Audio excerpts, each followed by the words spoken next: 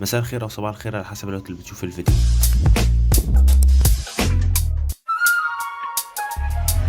النهارده ان شاء الله هنتكلم عن اخر اخبار سبايدر مان نو هوم، وهنتكلم برضو على الاعلان التاني في نفس الوقت. فمن غير كلام كتير يلا نبدا. طب اول حاجه نبدا بيها واللي هي اللقطه بتاعت 3 سبايدر مان اللي هي لسه متسربه دلوقتي. الصوره دي على حسب ما بيتقال ان هي فعلا صوره مسربه من الاعلان التاني بتاع سبايدر مان نو هوم، والمفروض اللقطه دي كانت تبقى موجوده، ودي قبل ما هما ما يشيلوا توبي ماجواير واندرو جارفيلد من خلال البرامج بتاعت السي جي اي. طب هل اللقطه دي حقيقيه ولا فيك؟ لحد دلوقتي لسه متاكدش الكلام دوت. عندنا بعد كده في اعلان ترويجي للفيلم بتاع سبايدر مان نو هوم.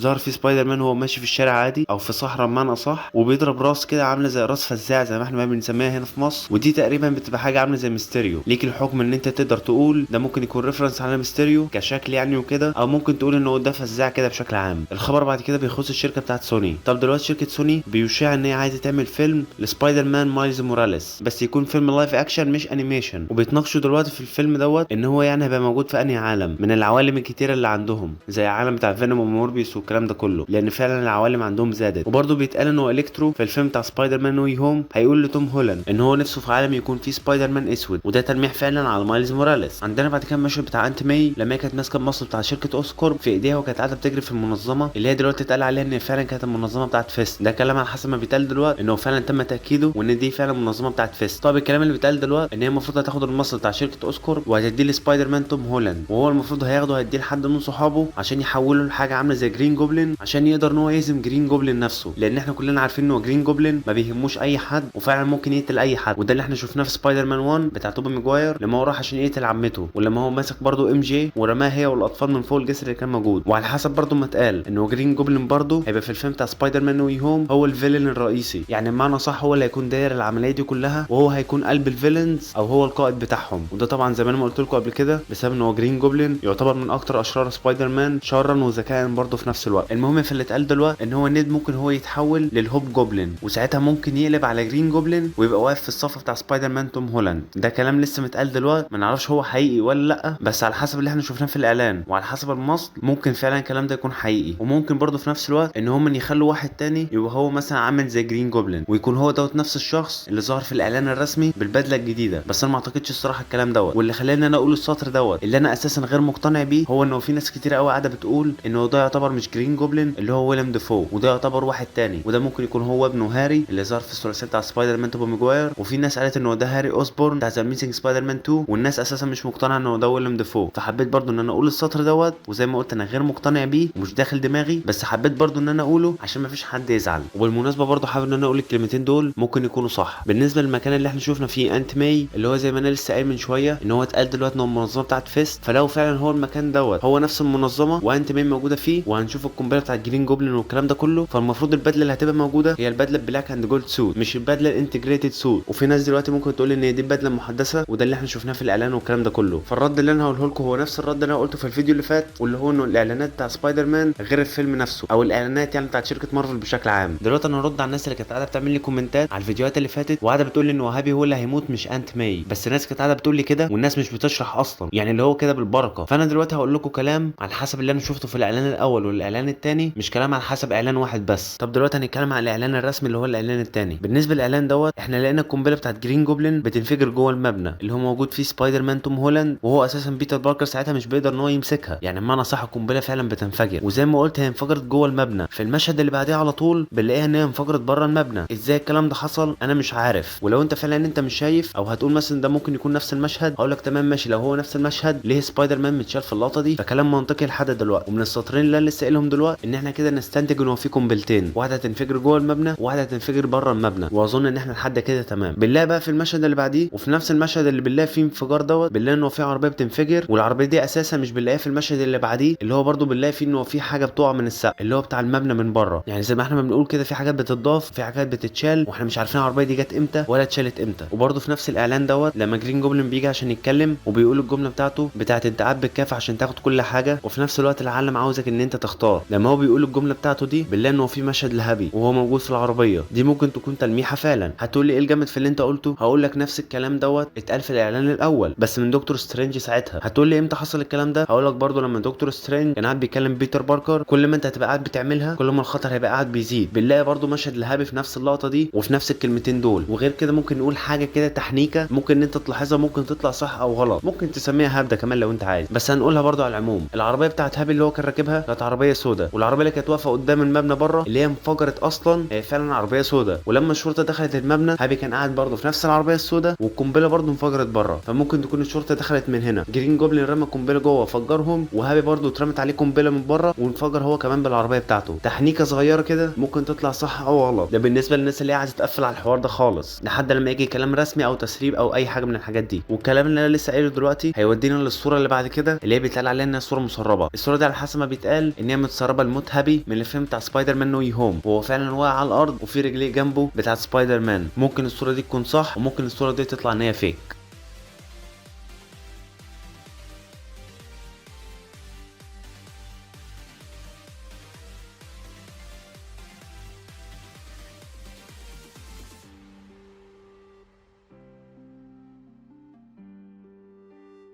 عندنا بعد كده في صوره لتوم هولاند مع اندرو جارفيلد، الاثنين دول من الحدث بتاع الجي كيو. عندنا بعد كده في فيديو لاندرو جارفيلد هو لسه طالع امبارح من حاجه عامله زي انترفيو كانت نازله على اليوتيوب. طيب اللي حصل خلال الفيديو ان هو كان قاعد بيرد على الناس اللي قاعده بتساله عن اي حاجه. في واحد بقى كان قاعد بيساله عن سبايدر مان نو هوم وعن ان هو قال على الفيديو بتاعه ان هو كان فيديو فيك وفوتوشوب والكلام ده كله. فالرد بتاعه كان في الفيديو قالوا نصا ان هو لحد اللحظه اللي احنا فيها دلوقتي انا انتهيت من الدور دوت، وهنبقى نشوف لما الفيلم يظهر او لما الفيلم ينزل يعني، وهنشوف هنكون محبطين قوي ولا هنكون فرحانين قوي. ده الرد الاخير بتاعه عن فيلم سبايدر مان نو هوم.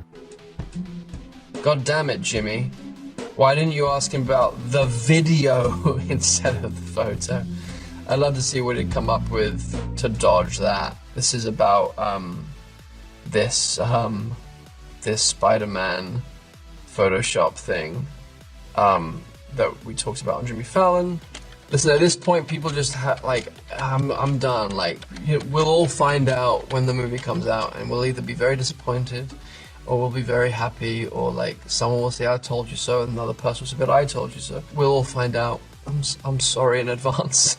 عندنا بعد كده في خبر بيخص فينوم في الفيلم بتاع سبايدر مان نو هوم. طيب دلوقتي حاليا اللي اتقال ان هو توم هاردي يعتبر صور 3 مشاهد والثلاثه دول هيكونوا موجودين في سبايدر مان نو هوم، وتوم هاردي او فينوم مش هيشاركوا في المعركه الاخيره بتاع سبايدر مان نو هوم. وانا دلوقتي بقولها عشان الناس كلها كانت قاعده بتقول لي الكلام ده في التعليقات. من الاخر انا بقولها اهو للمره الاخيره، فينوم مش هيظهر في المعركه الاخيره ومش هيبقى موجود في المعركه دي مع سبايدر مان، سواء ولا توم ماجواير ولا اندرو جارفيلد ولا توم هولاند، مش هيظهر خالص في المعركه دي. وده كلام نهائي عشان مفيش حد يجي يسالني تاني. وعلى حسب برضو ما اتقال انه الثلاث مشاهد دول في منهم مشهد في البوست كريدت سين، وده يعتبر احنا اتكلمنا عليه في الفيديوهات القديمه لما قلنا انه في 2 بوست كريدت سين في الفيلم، واحد للفيلم بتاع دكتور سترينج عشان يمهد له، والتاني هيكون للعالم بتاع سوني او انتقال سبايدر مان للعالم بتاع سوني، او بشكل تحديدي سبايدر مان مع فينوم في الفيلم بتاع فينوم 3. وعلى حسب برضو ما اتقال على البوست كريدت سين دوت اللي هو هيمهد للفيلم بتاع فينوم 3 ان هو المفروض هيظهر فيه سبايدر مان وهو محبط وزعلان وجاله حاجه عامله زي اكتئاب عشان يجي ساعتها الوقت بتاع دخول السيمبيوت جوه سبايدر مان نفسه، ونشوف ساعتها بلاك سوت بتاع سبايدر مان توم هولاند. عندنا بعد كده اخر مشهد كان موجود في الاعلان الثاني بتاع سبايدر مان نو هوم اللي هو المشهد بتاع دكتور سترينج وهو قاعد بيقول انه من كلهم دخلوا وهو مش هيقدر ان هو يخرجهم. طب دلوقتي على حسب ما اتقال والكلام اللي انا هقوله دلوقتي ممكن يكون حقيقي لحد ما. طب دلوقتي اللي اتقال انه المفروض في المشهد دوت هيكون ساعتها سيلفي قتلت كانج، وساعتها المالتي فيرس فعلا اتفتح وكل النسخ بتاعت كانج دخلت في العالم بتاع الام سي يو. وده الكلام اللي احنا شفناه في اخر حلقه من المسلسل بتاع لوكي لما كانج كان قاعد بيموت، وتحديدا لما هو قال لها ان هي لو موتته ففي نسخ كتيره قوي منه شريره وانيل منه كمان بمراحل كتيره هتخش في العالم بتاعهم وهتبوظه. فده ممكن يكون تلميح على كل النسخ بتاعت كانج اللي هو اتكلم عنها، وان هي فعلا تظهر في اخر الفيلم، وبعد كده احنا نكمل الاحداث دي ونشوفهم في الفيلم بتاع دكتور سترينج 2. عندنا بعد كده في اعلان للمشروب، الاعلان ده يعتبر دعايه للفيلم بتاع سبايدر مان نو هوم.